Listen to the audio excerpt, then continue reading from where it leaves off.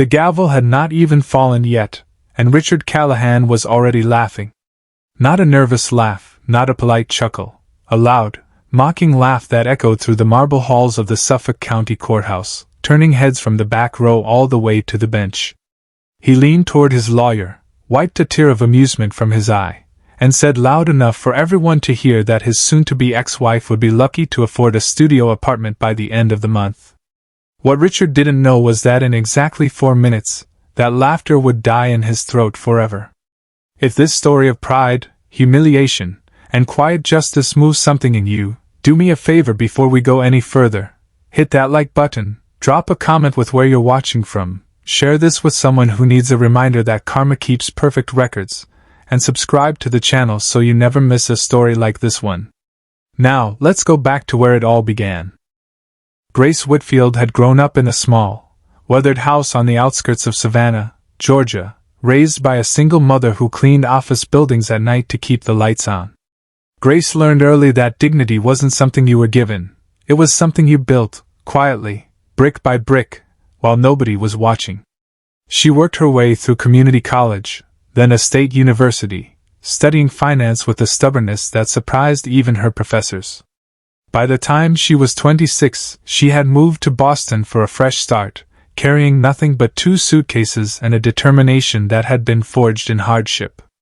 It was there, at a modest coffee shop near Copley Square, that she met Richard Callahan. He was charming in the practiced way of men who had never truly been told no.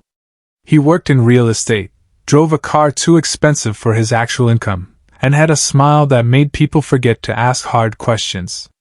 Grace, still new to the city and still healing from a childhood of scarcity, mistook his confidence for security. Within a year, they were married in a small ceremony that Richard's family barely attended, muttering under their breath that their son could have done better than a girl from nowhere, Georgia. For the first 2 years, Grace believed she had found her happy ending. She worked quietly at a financial consulting firm downtown, taking the early bus every morning, dressing modestly, saying little about her job because Richard preferred to be the center of attention at every dinner party.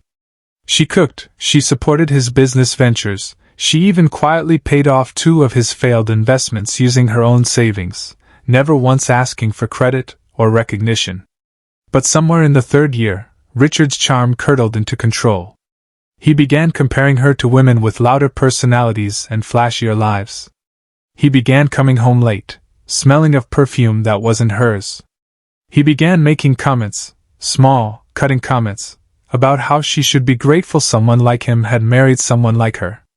The final betrayal came on a rainy October evening when Grace returned early from a business trip and found Richard in their bedroom with a woman from his office, the 2 of them laughing as if the marriage meant nothing at all.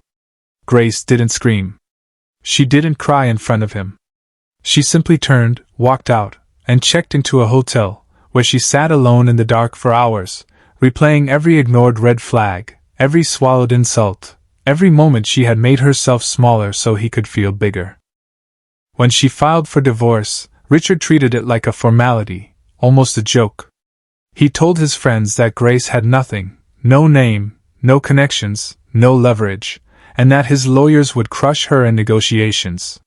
He assumed, as he always had, that because she dressed simply and spoke softly, she was powerless. He hired an aggressive divorce attorney, prepared to fight over the house, the investments, even the modest savings account Grace had built from her own salary, determined to leave her with as little as possible, purely out of spite. On the day of the final hearing, Richard arrived in a tailored navy suit, radiating the same smug confidence that had once seemed so magnetic to Grace and now looked almost pitiful.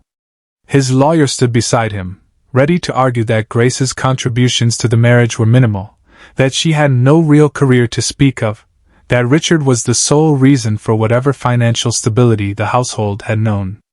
Richard whispered jokes to his lawyer as they waited for the judge, glancing over at Grace, who sat calmly at the opposite table, her hands folded, her expression unreadable. Then the courtroom doors opened, and the bailiff called the room to order. The judge walked in, and for a moment, the entire room seemed to hold its breath.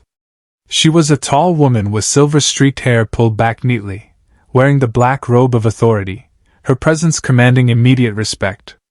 Richard barely looked up, still amused by his own confidence, still certain that within the hour he would walk out having paid Grace almost nothing. The judge began reviewing the case, her eyes moving across the documents with practiced precision. When she reached the section outlining Grace's financial background, she paused. She looked up, not at the papers, not at the lawyers, but directly at Grace. And then, in a calm, deliberate voice, she said something that made the entire courtroom go silent. She addressed Grace not as Mrs. Callahan, but by a name that made Richard's smile falter for the first time all day: Whitfield. The judge explained, for the record, that she was well acquainted with the Whitfield name, because Grace Whitfield was not simply a quiet analyst at a downtown firm.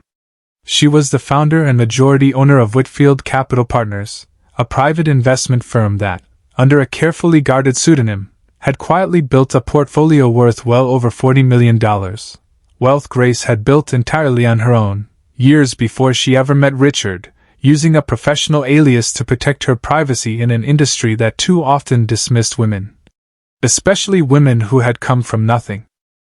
Richard's laughter died completely. His lawyer's confident posture collapsed into stunned silence. Whispers rippled through the gallery as the judge continued, revealing that Grace had structured her entire married life with quiet caution, keeping her true financial identity separate from the marriage specifically because she had sensed, deep down, that Richard's love was conditional on what she could offer him, not who she truly was. Every dollar Richard assumed he might be entitled to from a struggling wife evaporated in an instant, replaced by the horrifying realization that he had spent years mocking, belittling, and betraying a woman whose success dwarfed his own by a magnitude he could never have imagined. The judge ruled swiftly and fairly, awarding Grace full protection of her premarital assets, while Richard was left facing the consequences of his own recorded infidelity, and the mounting debts he had hidden from her for years. As the ruling was read aloud, Richard sat frozen, his face drained of all color, the mocking smile replaced by a hollow, humiliated silence that seemed to swallow him whole. Grace did not gloat. She did not smile in triumph. She simply rose, thanked the judge with quiet grace, and walked out of the courtroom with the same calm dignity she had carried since she was a little girl watching her mother scrub office floors at midnight.